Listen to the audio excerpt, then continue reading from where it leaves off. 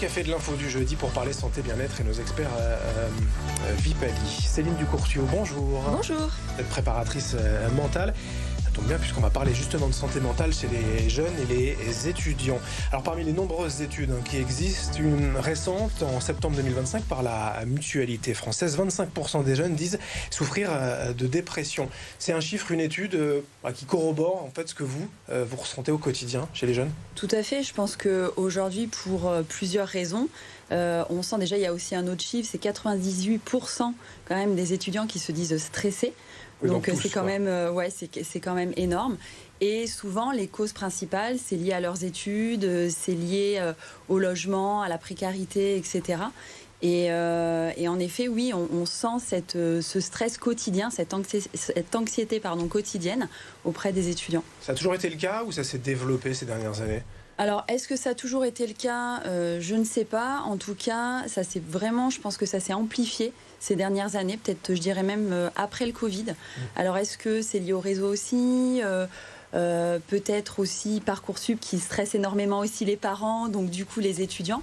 Donc je pense qu'il y a plein de paramètres, tout simplement. Moi, je ne suis pas stressé de manière générale, mais Inès, quand on est étudiant, on est un peu, de nature, pas inquiet, mais en tout cas...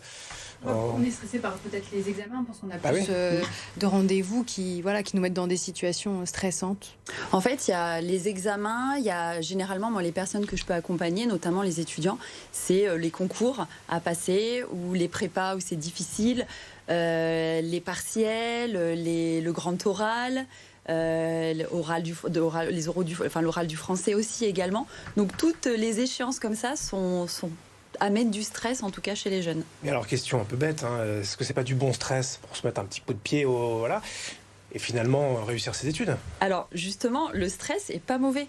C'est au contraire, c'est se dire je suis stressée, ok, c'est normal, il y a une échéance, donc je dois me préparer correctement. Mais par contre, quand le stress déborde, il peut y avoir des problèmes un peu plus importants. Alors ça peut se traduire sur le corps ou dans la tête avec des pensées négatives. On rumine, on se pose beaucoup de questions. Et du coup, ça peut devenir du stress au quotidien. Et là, ça pose problème. Oui, parce que ça amène à la dépression, en fait. Exactement. Je crois qu'il y a un quart des étudiants qui souffrent d'anxiété de performance. Donc en fait, ils sont vraiment... Donc l'anxiété, c'est vraiment... c'est une émotion anticipatrice. On va penser en avance ce qui peut éventuellement se passer ou pas. Donc les étudiants sont déjà, dès le début d'année, là en septembre, ils sont déjà en train de penser à l'échéance du mois de juin, l'échéance du mois de mai. Et donc, ils sont dans ce stress quotidien de résultats parce qu'il faut absolument réussir. En plus, parfois, la conséquence, c'est l'échec. Parce que du coup, trop de stress, on perd ses moyens et on n'a pas de résultat. Exactement. Et c'est pour ça que c'est super important de mettre en place des moyens pour pouvoir faire face à ce stress, gérer ce stress. Voilà, super. On va y venir. Au moyen, c'était la question suivante. Avec vous, évidemment, préparatrice mentale, il y a un accompagnement chez Vipali, on va y venir. Mais d'abord, ces étudiants chez eux, un peu seuls finalement, ils peuvent mettre en place, ils ont des outils déjà pour lutter contre ce stress ? Alors déjà, il y a un outil que tout le monde a, que vous avez, que j'ai, c'est la respiration. En fait, quand on arrive à comprendre que contrôler sa respiration va permettre de gérer son stress, tout simplement. Donc, la respiration donc par étage, les 3 étages de respiration à peu près, c'est ça ? En fait, pas forcément.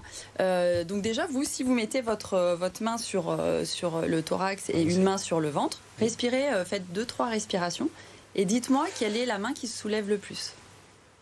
J'aurais envie de dire celle du ventre. Oui, moi aussi.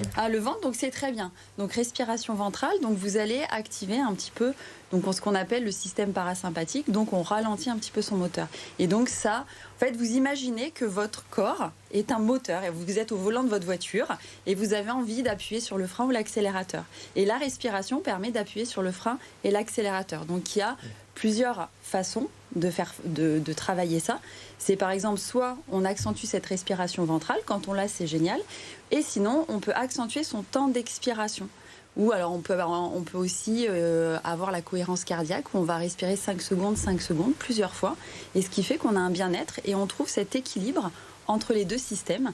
Et donc, on a un effet direct sur son stress. Mais alors, la respiration comme ça, moi, ça me fait penser à la méditation, sans aller jusqu'au chamanisme, mais pour avoir déjà essayé, juste 10 minutes de méditation par jour avec des applis, ça peut être aussi une idée? Alors, la méditation, c'est encore autre chose, oui. Mais en effet, de se concentrer, la méditation, c'est vraiment de la concentration. Et en effet, de se concentrer sur sa respiration, prendre conscience de sa respiration et juste sur ça, son point d'attention, c'est sur ça.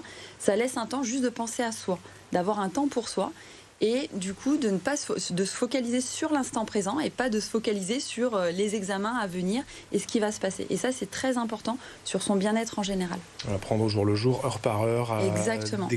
Des coachs, des conseils, des accompagnements aussi chez Vipali. Si vraiment on a du mal à le faire tout seul, on peut aussi se faire aider. Bien sûr, vous pouvez vous faire aider. Il y a aussi l'application qui est très efficace, qui donne des petits conseils tous les jours sur plein de domaines différents, notamment le sommeil également, parce qu'il n'y a pas que la respiration, il y a le sommeil, il y a le fait de bouger aussi tous les jours.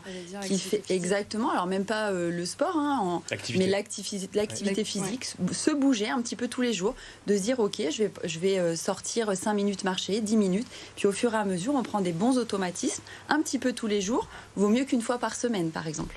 Et après, comme ça, on a du temps aussi, et l'esprit éveillé pour aller, pourquoi pas découvrir la culture.